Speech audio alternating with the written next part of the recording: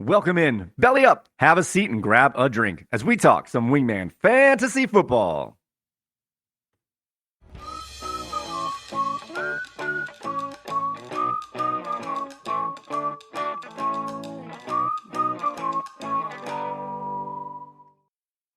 Welcome into another edition of Wingman Fantasy Football, the League Podcast. I'm your host, Michael Furley, and as always, I'd like to thank all of you, or any of you who may be watching or listening to today's show. This is episode 61, Week Ins and Outs. But before we get any further along, let's make sure that everybody is in the room.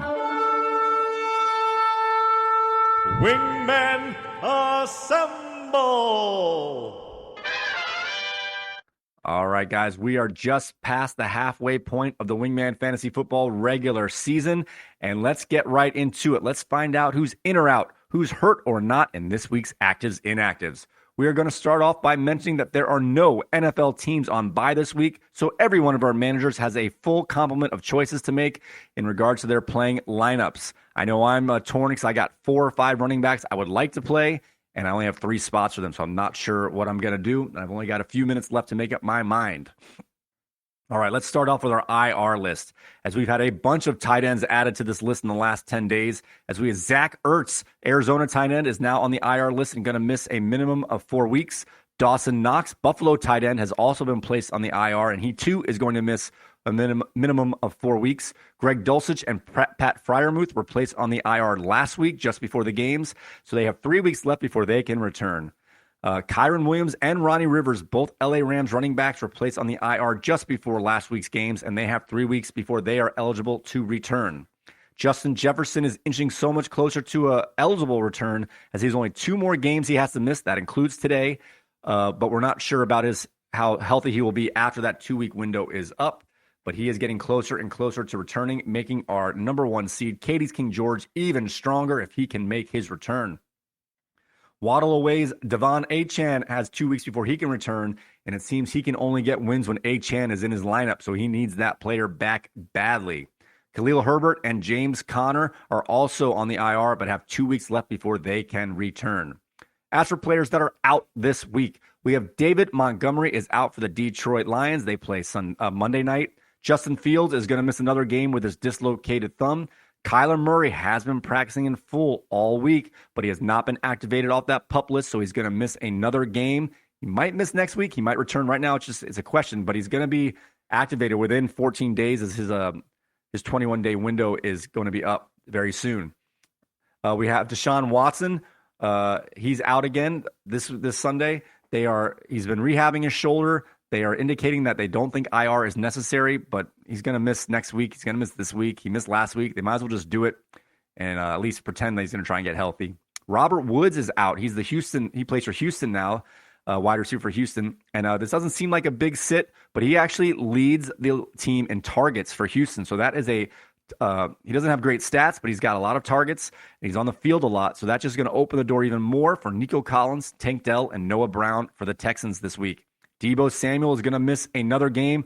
Corey, I will give you players that will play in exchange for players that won't. If you want to trade me Deebo Samuel, Kyler Murray's on the block. Dameon Pierce is also on the block. Daniel Jones is going to be out this week, as is Zay Jones, who's had a really tough year. He was hurt to begin the year, came back, had a great game in London, got hurt in that game, and has missed 3 games since. So he's only played 1.5 games all year long, but when he's on the field, he's been great. Ryan Tannehill is also out this week. Now let's get into our questionables and game time decisions. These are players that play in games that are later this afternoon, tonight, or tomorrow night, so they are not officially active or inactive yet. We have Jerome Ford, the Cleveland running back, surprisingly got back into practice this week after his high ankle sprain, and he's going to give it a go during warmups to see if he can play. So he is truly a game time decision, and his game's at 4 o'clock at Seattle. We have Joshua Palmer and Gerald Everett, a pair of Chargers pass catchers who play Sunday night. They're both game time decisions, and there hasn't been much of an indication leaning which way or the other if they're going to play or not. Being that they haven't been ruled out yet, I'm going to say they're trending towards playing, but definitely keep an eye on that if you plan on playing those players. Tyler Lockett also plays at 4 o'clock for Seattle, and he is now expected to play, but of course not officially active. All right, as for players that are going to play are either active or expected to play. Brock Purdy is the fastest man ever to get through the concussion protocol, as he has been cleared and is expected to start in his 4 o'clock game. Jimmy Garoppolo is back and expected to start on Monday night against Detroit. Roschon Johnson is back after his long concussion protocol absence, as he is going to make it back in the lineup this week. Aaron Jones is going to be on the field. Zach Moss is going to play for Indianapolis. Raheem Mostert, who is questionable with an ankle injury this week, is going to play. Michael Thomas had an illness this week, and he is also active. Trevor Lawrence is going to be active today, and Darren Waller is going to play. All right, guys, there's a couple weather games that caught my attention here. We have Kansas City is playing at Denver, and this is a 4 o'clock game, and the temperature is cold. It's going to be in the low 20s. There's already snow piled up on the field, but the wind is going to be super mild at less than 5 miles per hour.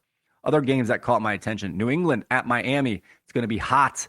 There's no rain. It's going to be cloudy, and the wind is going to be between 15 to 25 miles per hour. So it's not dangerous range, but it's definitely keep an eye on range as in regards to the wind.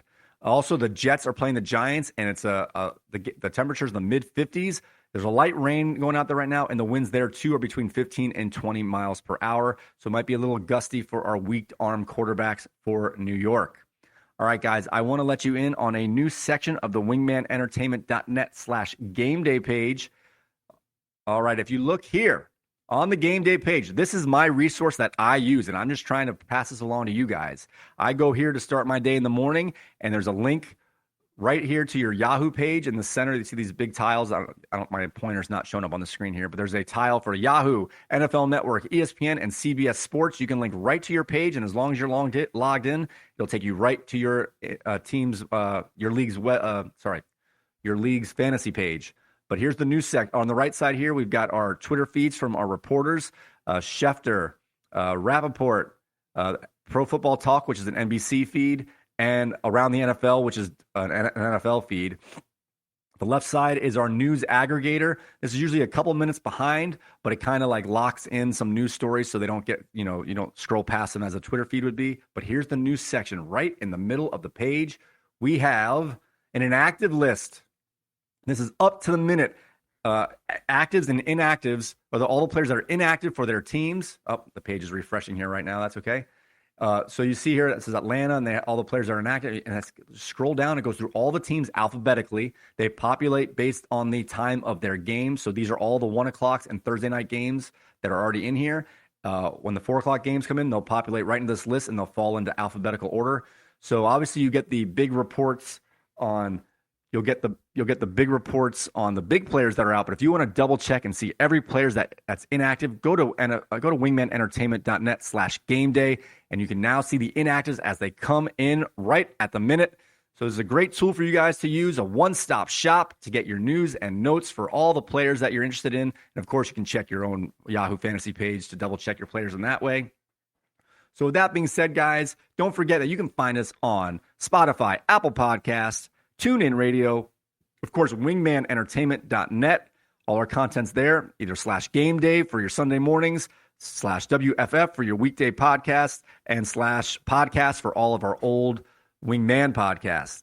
All right, guys, may your glasses be full, your mugs stay frosty, and we will see you next time.